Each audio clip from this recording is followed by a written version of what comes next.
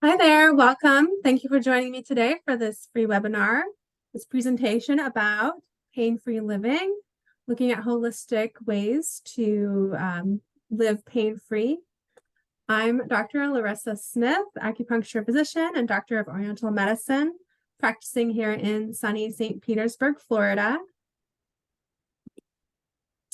So basically what we're going to talk about today, an introduction to natural pain relief, acupressure, homeopathy, gua sha techniques, a little bit about herbal medicine, and some nutrition as well to help with easing pain. And just a quick disclaimer, be sure to consult with your doctor, herbalist, or acupuncturist before beginning any herbal or dietary regimen. Let's take a look at just an introduction here. And I'm going to start out with talking about how pain is your body's way of telling you that something is wrong, something needs your attention. It's telling you to slow down because it's trying to heal.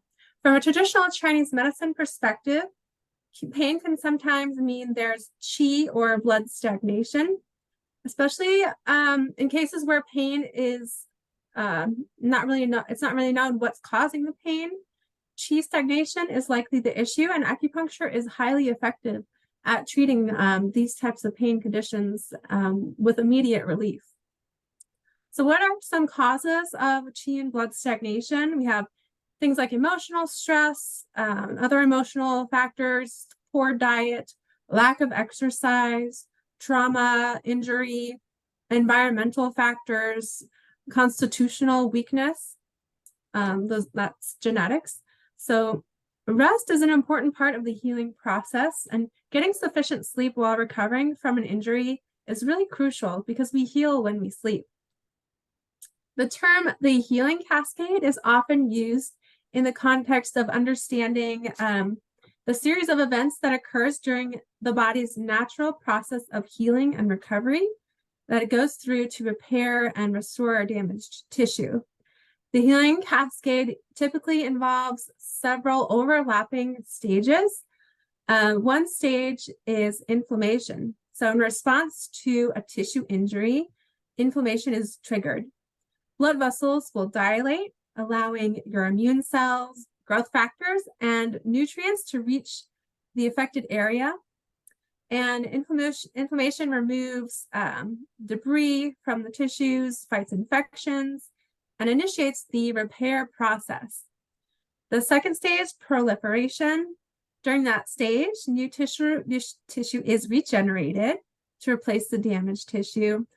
Fibroblasts are something that play a crucial role in producing collagen, which is a crucial protein in providing strength and healing to the tissues. The third stage is remodeling. The newly formed tissue begins the remodeling, which involves further organization and strengthening of those collagen fibers. And that last phase can last for quite a long period of time as the tissue gradually gains strength and flexibility. I'm sure you've heard of the rice method. I'm going to talk next about why ice is not so nice. So Dr. Gabe Merkin was the man who first wrote about the rice method in one of his sports medicine books back in 1978. RICE just stands for rest, ice, compression, and elevation. Let's take a look at a scenario real quick. You twist your ankle during a leisurely walk, and your immediate reaction may be to reach for an ice pack. It's a common instinct that people have. It's deeply ingrained into our approach for injury management. However, what if I told you that icing your injury might actually hinder your recovery? Would you still do it? Well, the rice method, originally formulated by Dr. Merkin, has been a long-standing protocol for injury management. And surprisingly, Dr. Merkin himself has reevaluated the efficacy of ice and has actually rescinded his support for it. He found that icing not only is ineffective, but potentially detrimental to the recovery process, causing delayed healing. And he urges caution against using it. He even admits that when he first wrote about the rice method, he had no scientific evidence to back it up. And you see this quote right here on the right from Dr. Merkin. He says, "Coaches have been using my rice guideline for decades, but now it appears that both ice and complete rest may delay healing instead of helping." Our understanding of medical treatments is continuously evolving. The original intent was, with the rice method, was to provide immediate pain relief with little regard for long-term recovery. However, it's essential to know that inflammation is fundamental, a fundamental response to healing the body's injuries. It's our body's way of initiating the healing process and to protect against further harm. Healing requires inflammation. Your blood contains crucial components that make up the healing cascade. The application of ice to an injured area causes blood vessel dilation, constriction, and impedes the blood flow necessary to deliver those healing cells to the tissues that are damaged. So a reduced blood flow can lead to tissue damage and even permanent nerve impairment. And why is that? It's because blood vessels play a crucial role in delivering glucose and oxygen to every single cell in our body, including our nerve cells. Anything that reduces inflammation is going to also delay healing. Cortisone type drugs, almost any pain relieving drugs like non-steroidal anti-inflammatories like ibuprofen, immune suppressants that are often used to treat arthritis, cancer, or psoriasis. Like I said, applying cold ice packs, and really anything that blocks the immune response to injury. Ice also reduces strength, speed, endurance, and coordination. So since applying ice to an injury has been shown to reduce pain, it is acceptable to cool an injured part of your body that's injured for a short period of time. So I wouldn't recommend doing more than 10 minutes at a time and removing it for 20 minutes in between those 10-minute increments. But there's really no need to apply ice more than 6 hours after you've injured yourself. All right, I'm going to talk a little bit about acupressure. There's a few points that I recommend that are going to be beneficial for relieving pain. So the picture on your left here, large intestine 4, it's located on the back of your hand and in the webbing between your thumb and index finger. And what you'll do is press and massage this point for about 1 to 2 minutes, going in circular motions in one direction, clockwise or counterclockwise. It's going to be a really tender point. When you find the really tender point, that is the point. And you don't want to give it firm pressure. This point really helps with relieving headaches, toothaches, pain anywhere in the face or jaw. The next point, liver 3, which is on the top of the foot.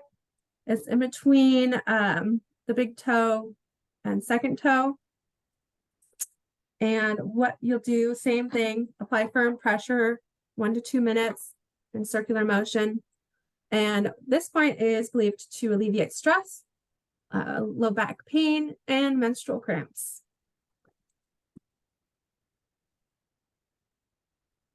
The next point, it's going to be a point called gallbladder 20 on the back of the head.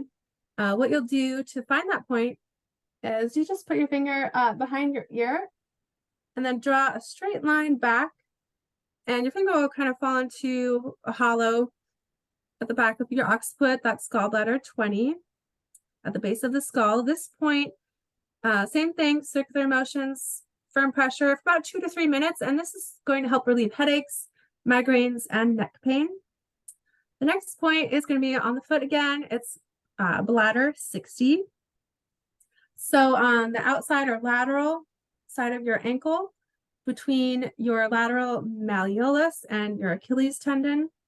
This point, it's nicknamed the aspirin point, but bladder 60 is a common point to relieve pain, especially low back pain and pain in the ankle region. All right, so talk a little bit about homeopathy, one of my favorite things to talk about, and I think it's so fascinating. The principles of homeopathy, I'm not really going to get into it, but the basic principle is that like cures like. It's gentle yet effective without side effects. Extremely safe for many people, including pregnant people, elderly, and sensitive individuals. So Traumeel is one homeopathic remedy I use in clinic. It's used for various musculoskeletal conditions and injuries, traumatic injuries, sports injuries. It's used by many acupuncturists and other healthcare practitioners.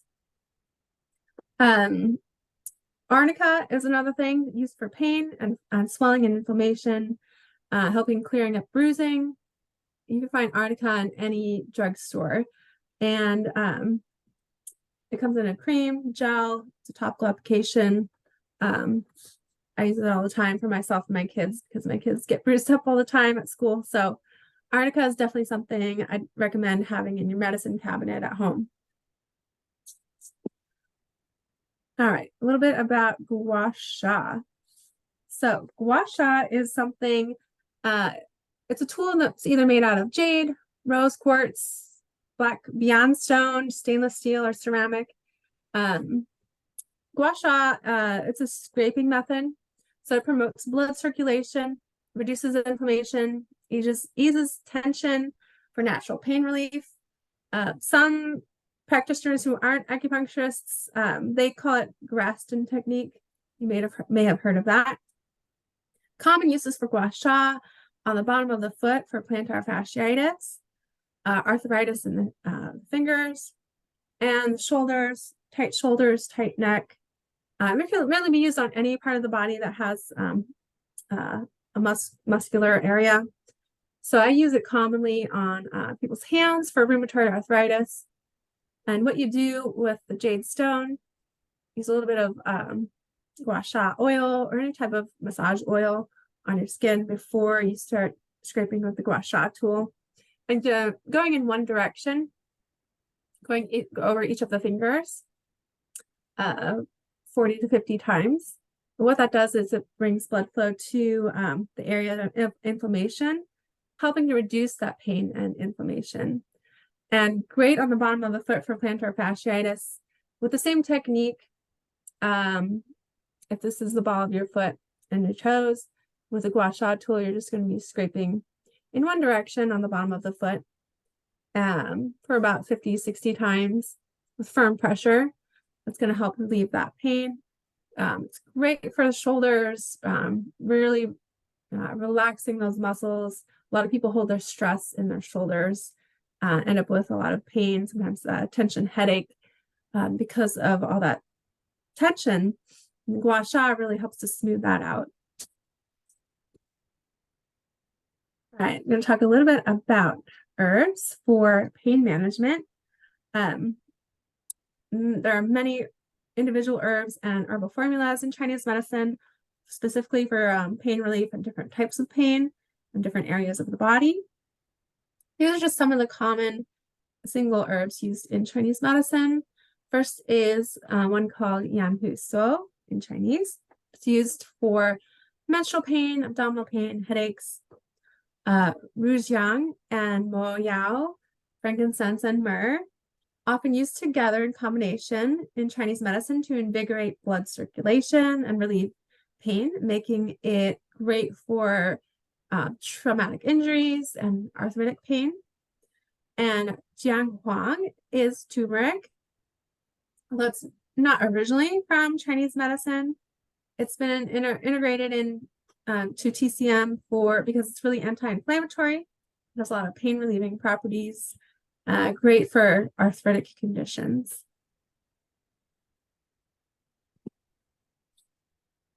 All right. And it wouldn't be a webinar talking about pain relief without talking about evil bone water. Zhengjie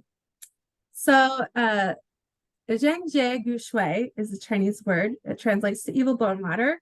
Funny name, but seriously healing. I tell everyone this is a must-have for every medicine cabinet. It's an ancient Chinese herbal formula made locally here in St. Pete by an acupuncturist. It's for topical use only. It's great for everything: sports injuries, traumatic injuries, bruises, broken bones, arthritis, inflammation, general aches and pains, bug bites, and it also can be an insect repellent. Great stuff. I sell it in my clinic. I sell it on my website. I recommend it to everyone just to have on hand.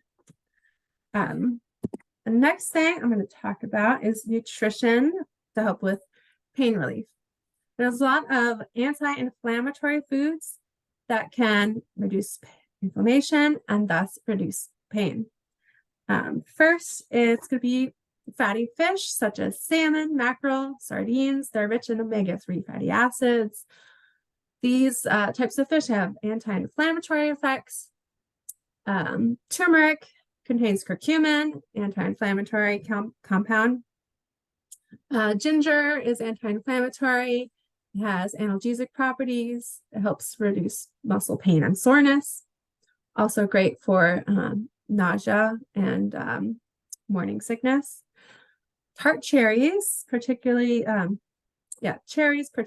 tart cherries, contain compounds with anti-inflammatory, pain-relieving effects. Great for gout and arthritis. Pineapple contains bromelain. Bromelain also helps clear up bruises.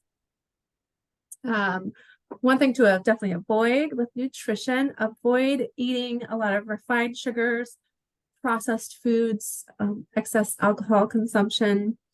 That's going to help really reduce your systemic inflammation and thus pain as well.